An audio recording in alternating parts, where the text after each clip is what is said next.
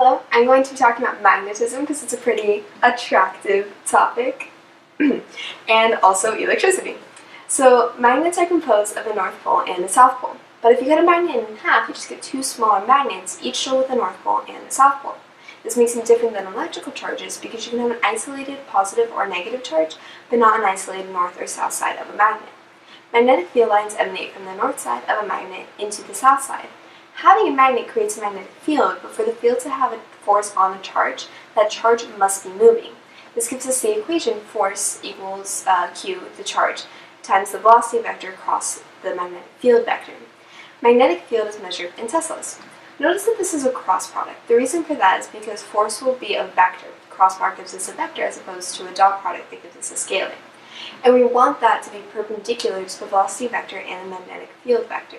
The cross product is really saying the magnitude of V times the magnitude of B times sine of the angle.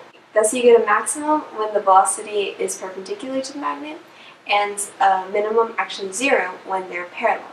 Now we can put this equation in terms of current by writing velocity as a change in distance, or L, over a change in time, t. Time is a constant, so we can put that with the charge scalar. That gives us Q over T, which is the same thing as current. So this we can write the equation as force equals QV cross B as force equals current L cross B. Thus we have a relationship between electricity and magnetism. Pretty electrifying, eh? Alright, so this can be used in mass spectroscopy, which is used in chemistry to separate particles based on mass. Mass spectroscopy has three parts. The first part is accelerating the charged particle through a potential difference. This is going to give the particle a certain velocity.